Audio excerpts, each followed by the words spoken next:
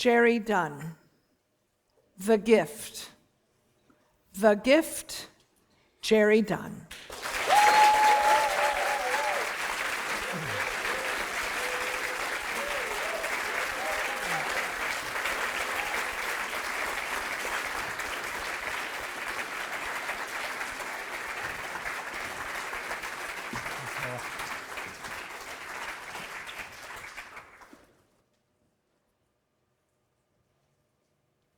Bonjour les enfants, faites attention s'il vous plaît. Taisez-vous, hein? Ça suffit. I said that's enough. Contest chair, Toastmasters, guests. The facial expressions I see before me, a curious mix, if I may say so, of feigned innocence, incomprehension, and indifference, take me back almost 40 years to my first job as a rookie French teacher. Have you ever been in a situation where you felt out of your depth? I have. At the time, I was technically qualified, but completely inexperienced and genuinely incompetent. Nevertheless, my local authority offered me a 3-month contract working in a secondary school. That was good news, because at the end of that period, I was due to get married and head off to a new life overseas.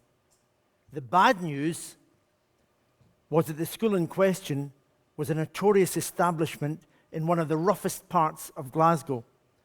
People told me it was so wild, the teachers parked their cars in a circle. I thought they were joking.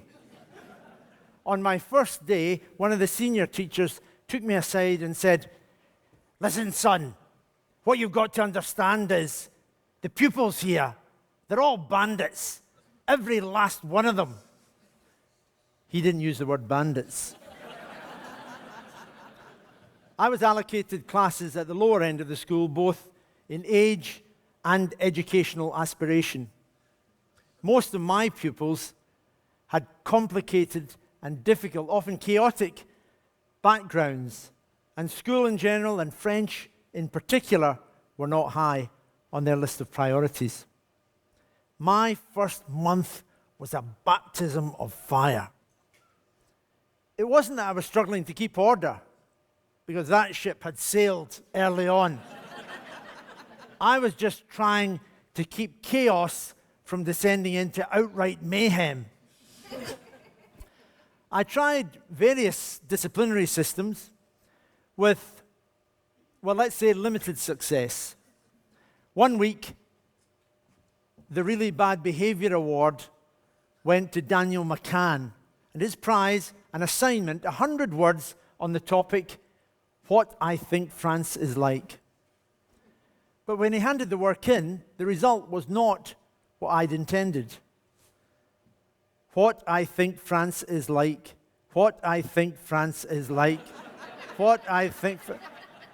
And it gets worse. What I think Francis likes. Of course, I wasn't a Toastmaster then, otherwise my communication skills would have been better.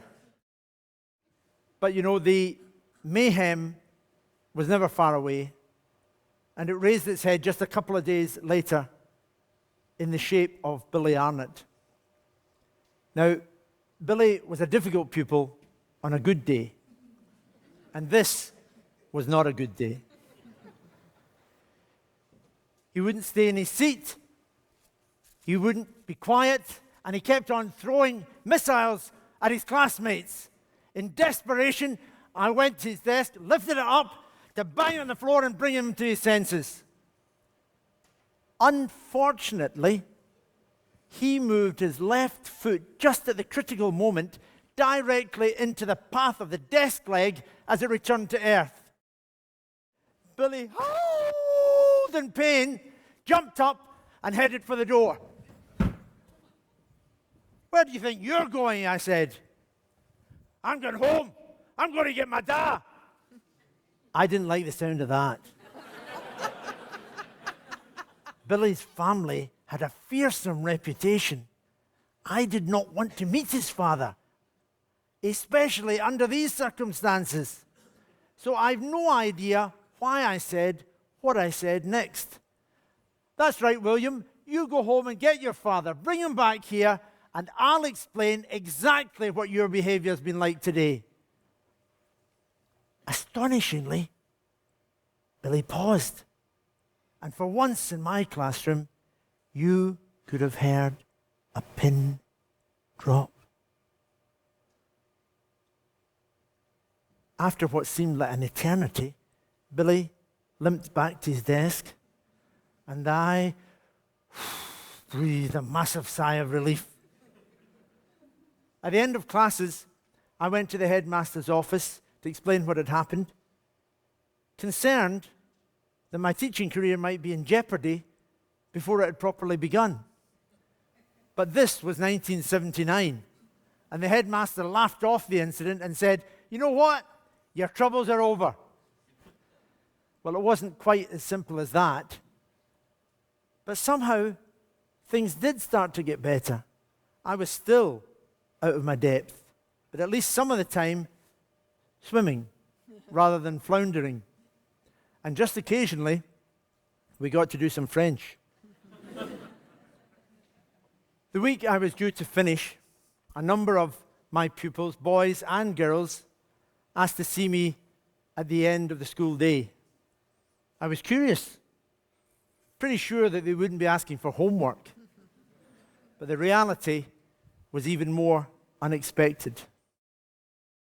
Wedding presents. The bandits brought me wedding presents. Some bought with money that they couldn't afford.